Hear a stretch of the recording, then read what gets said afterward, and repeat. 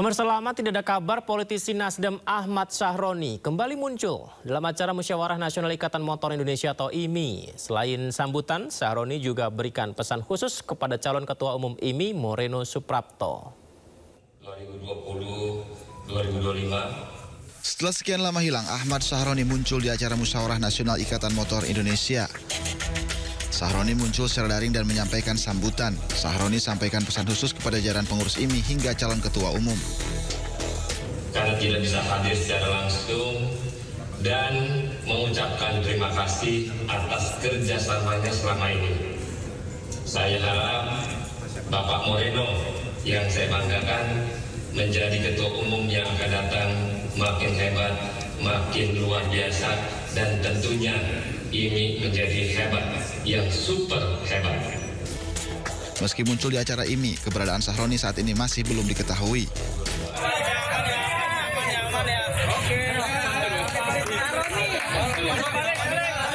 Sebelumnya Sahroni menghilang setelah rumahnya di kawasan Tanjung Priok dijarah massa. Tim Liputan iNews melaporkan. Kita lanjut ke informasi berikutnya. Pemirsa, sidang gugatan perdata senilai 125 triliun terhadap Gibran Rakabuming Raka dilanjut ke tahap mediasi. Mediasi digelar pada 29 September mendatang.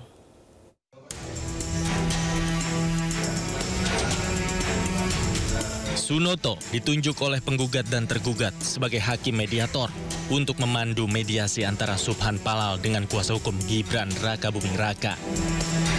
Mediasi ini dilakukan sebelum proses sidang gugatan dilanjutkan. Majelis hakim akan melanjutkan sidang setelah mendapat laporan dari hakim mediator. Sementara itu, kuasa hukum Gibran akan bertanya kepada Gibran apakah bersedia hadir pada proses mediasi yang akan digelar pada 29 September mendatang.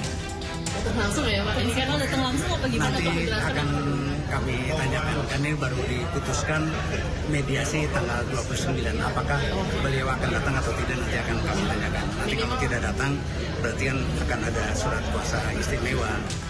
Gugatan perkara perdata ini diajukan oleh Subhan Palal yang mempersoalkan syarat ijazah Gibran saat mencalonkan diri sebagai calon wakil presiden. Menurutnya, ijazah Gibran dari luar negeri tidak memenuhi persyaratan sebagai cawapres. Subhan pun menggugat Gibran senilai 125 triliun rupiah. Dari Jakarta, Tim Liputan iNews melaporkan. Sebelumnya, Jaksa Pengacara Negara JPN tidak lagi mendampingi Wakil Presiden Gibran Rakabuming Raka dalam hadapi gugatan perdata 125 triliun rupiah di Pengadilan Negeri Jakarta Pusat. Putra sulung Presiden ke-7 RI Joko Widodo tersebut digugat atas sekolahnya di jenjang SMA yang tidak lulus di Indonesia.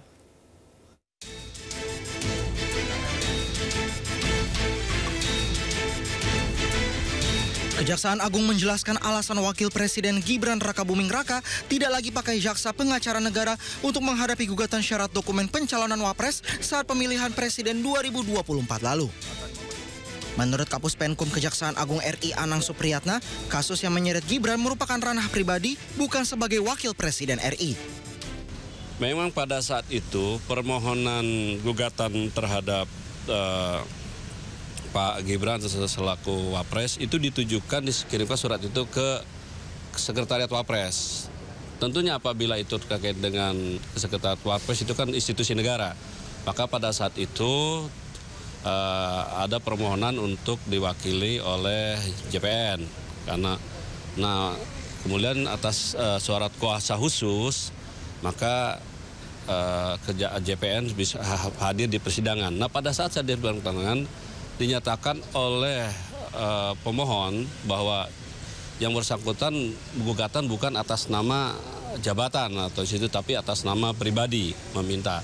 Majelis hakim berpendapat bahwa karena ini sifatnya gugatan pribadi, dianggap kejaksaan Jaksa Pengacara Negara tidak mempunyai legal standing.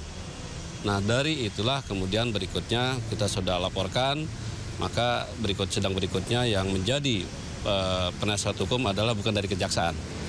Sebelumnya dalam sidang di Pengadilan Negeri Jakarta Pusat, Gibran diwakili oleh Jaksa Pengacara Negara. Namun Subhan selaku penggugat mempersoalkan penggunaan Jaksa Pengacara Negara. Ia berdalih gugatan kepada Gibran merupakan gugatan pribadi bukan sebagai Wapres. Tim Liputan iNews melaporkan. Terima kasih masih bersama kami di Sindo Prime. Bupati Pati kembali diperiksa KPK terkait kasus dugaan korupsi rel kereta api. KPK kembali memeriksa Bupati Pati Sudewo sebagai saksi terkait dugaan tindak pidana korupsi pembangunan pemeliharaan jalur kereta api di Jawa Tengah pada Direktur Jenderal Perkeretaapian Kemenhub tahun 2019-2022 lalu. Dan Sudewo sudah tiba di Gedung Merah Putih KPK pagi tadi jam 9.42 waktu Indonesia Barat didampingi 4 orang lainnya. Bupati langsung masuk ke lobi KPK. Pihak KPK belum merinci materi apa yang disampaikan ditanyakan penyidik terkait perkara ini.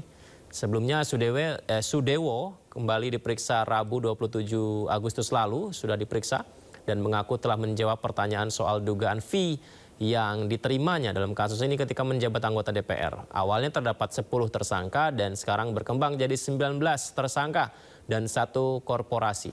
Termasuk yang terbaru ASN di Kemenhub berinisial RS yang merupakan Ketua Pokja Proyek Pembangunan Jalur Ganda KA Solo Balapan Kandipiro.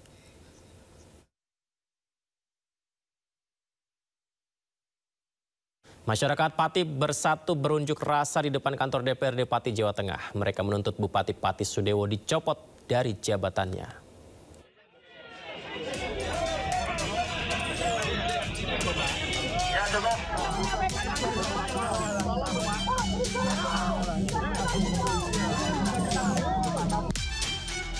Gelombang unjuk rasa warga Pati kian masif. Warga Pati beberapa kali menggelar unjuk rasa menuntut Bupati Pati Sudewo mundur dari jabatannya.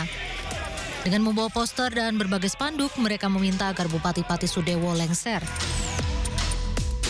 Warga juga meminta Pansus Hak Angket DPRD Pati bekerja secara transparan. Unjuk rasa di Pati, warga Pati juga pernah menggeruduk KPK mendesak Bupati Sudewo ditetapkan menjadi tersangka. Ini di gedung KPK Merah Putih. Ini adalah salah satu bentuk dukungan masyarakat, harapan masyarakat terhadap upaya-upaya pemberantasan korupsi oleh KPK. Kami perlu sampaikan juga bahwa dalam pemberantasan korupsi, KPK tidak hanya melalui upaya-upaya penindakan, upaya-upaya penanganan perkara, tapi juga KPK terus melakukan pendampingan dan pengawasan khususnya kepada pemerintah daerah, tentunya termasuk kepada pemerintah Pati dalam upaya-upaya pencegahan, perbaikan tata kelola dan sistem supaya kita bisa memitigasi dan mencegah agar tindak pidana korupsi itu tidak kembali terjadi.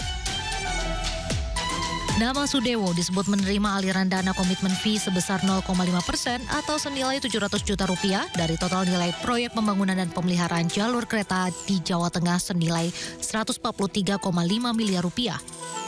Meski Sudewo sudah mengembalikan uang 3 miliar rupiah ke negara, KPK menyebut pengembalian dana tidak otomatis menghapus pidana yang telah dilakukan.